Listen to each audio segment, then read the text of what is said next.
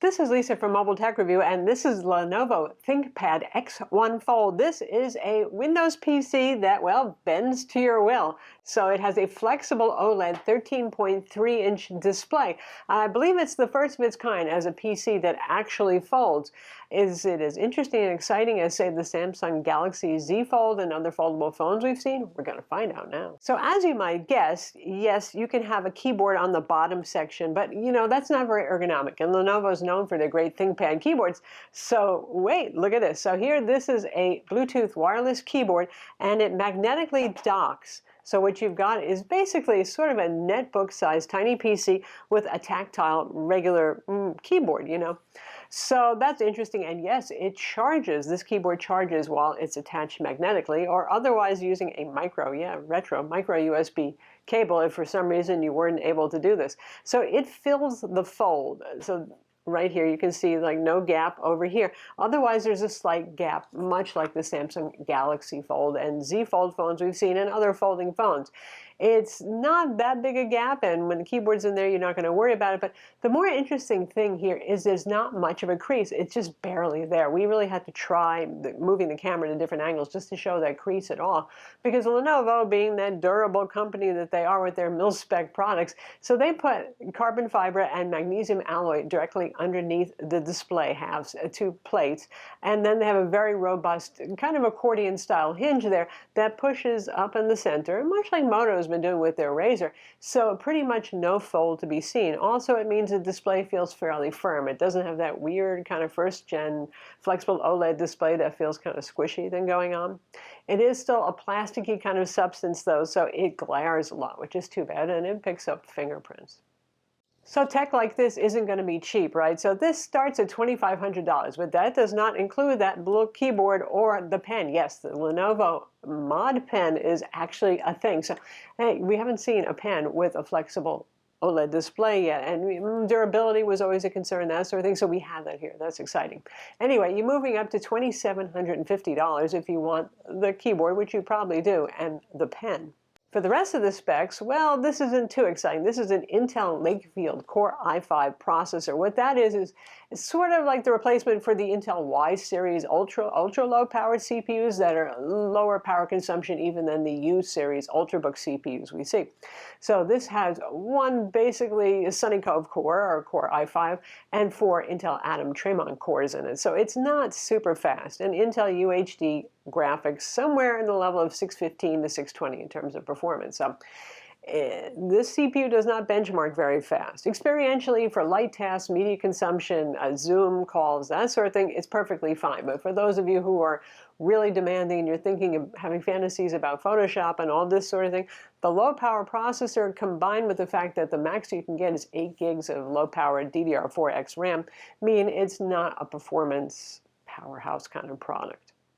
The CPU performance, in fact, sits somewhere around the old Intel Core Y M3 CPU and the Snapdragon 800 series for Windows ARM laptops. But this is regular x86 here, 64 bits, so you can run all your Windows programs completely compatible, completely normal. That's the good thing.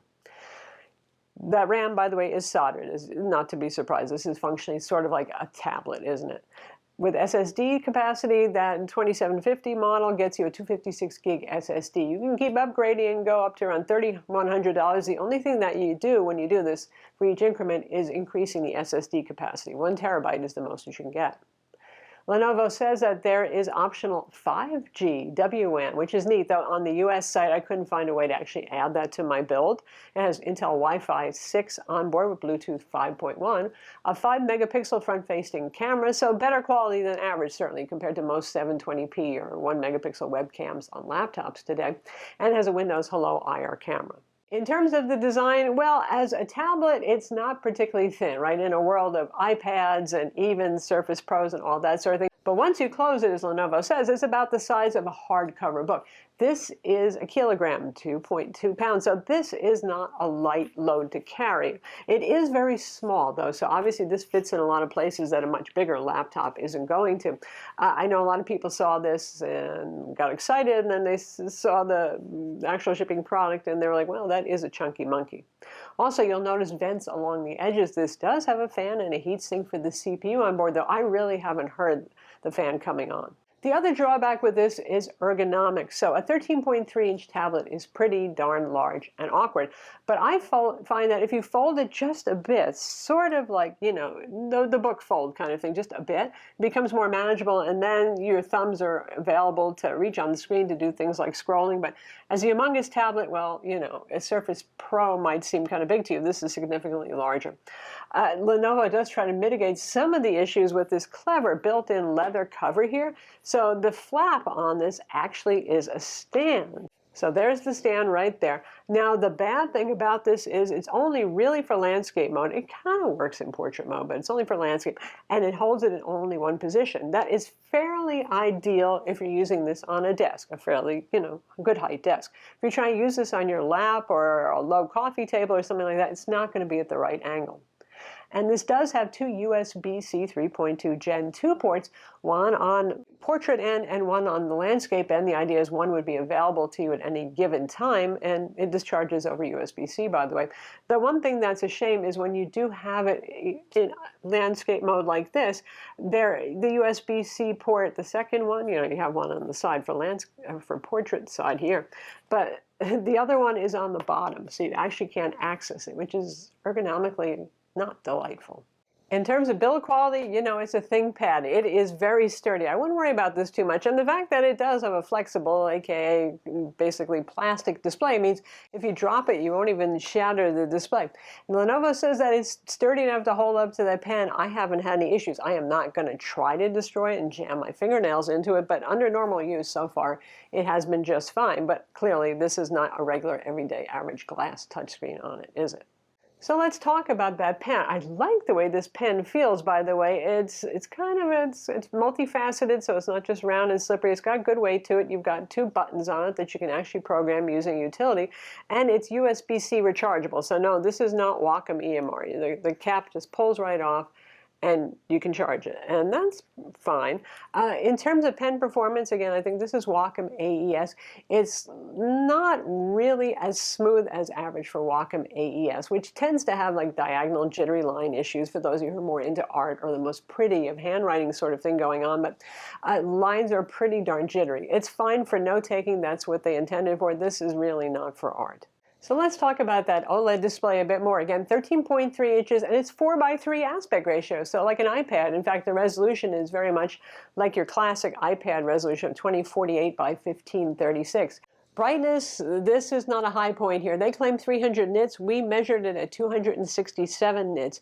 Now, subjectively, indoors, you're using it, say, at home or in a low-light office or that sort of thing, it looks beautiful. The colors are super punchy. It is OLED, after all. The blacks are, well, very black.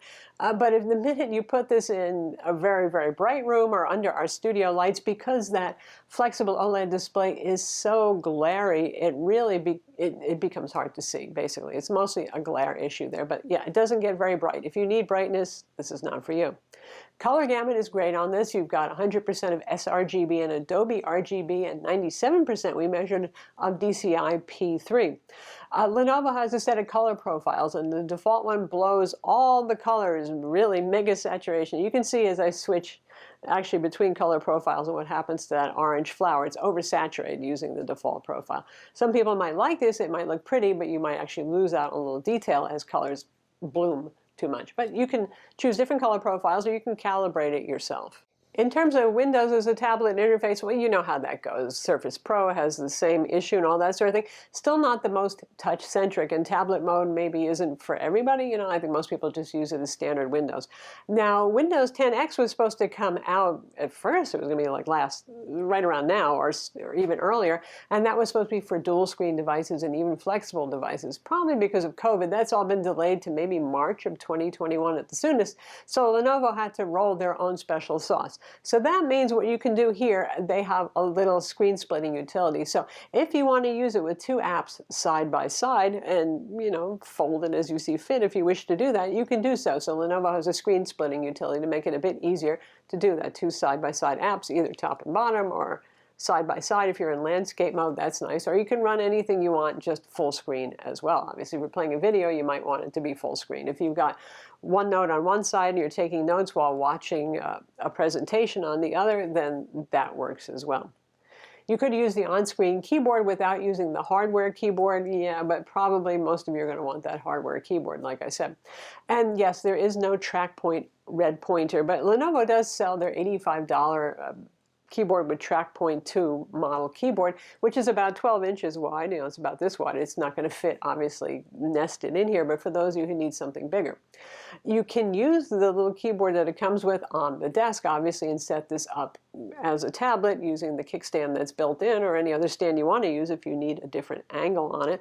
But of course, this is a pretty small keyboard. It's pretty tactile, nice to type on, not super deep key travel, obviously, but quite small, and that trackpad is really a postage stamp. It's very, very teeny. So it's there for you in a pinch to use this in laptop mode on the go, but I'm sure if you're going to use this as a tablet on your desk, you're going to use some other keyboard. In terms of serviceability, well, there are Phillips head screws on the back. I guess you would have to rip off that leather cover to get into the tablet itself. It's probably there for Lenovo technicians. There is one little trapdoor that's on the back underneath the little kickstand flap, but when I opened it up, there's no like SSD or anything recognizable. You can see some ribbon cables. I'm not even sure exactly why that door is there. So think of this as something that is not user serviceable for sure. So lastly, how about battery life? So 50 watt-hour battery, that's not bad. That's as good as, say, a Dell XPS 13 or any other competing 13-inch Ultrabook. They claim 8.5 hours of battery life, and we tested 150 nits of brightness, and mostly I've been getting about 6 hours of battery life, doing light work, productivity, some streaming video, that sort of thing. Unfortunately, that Lakefield processor is not really super power frugal as CPUs go, so it's not really helping us more than a Core i5. It's probably a normal Core i5 U-series CPU, that is. It's probably there mostly to help with thermals and for the amount of heatsink that's required in the design and all that sort of thing. So there you have it, one of the most interesting sort of laptop, sort of tablets for 2020. Finally here, it's the Lenovo ThinkPad X1 Fold. And as a first attempt at a device, they've done a lot here that's very clever. The built-in kickstand, the leather cover, the kind of comfortable book format to hold, and a very nice looking OLED display that does need to be brighter. And I wish there was a way to mitigate the glare, but that's not so much on Lenovo's to where the technology is. Obviously, there are ergonomic compromises. You probably want to get a stand to use this at any angle while it's in tablet mode. And as a teeny little netbook, well, it's great if we were flying on airplanes again and tray tables and all that sort of thing, but we're not doing that now.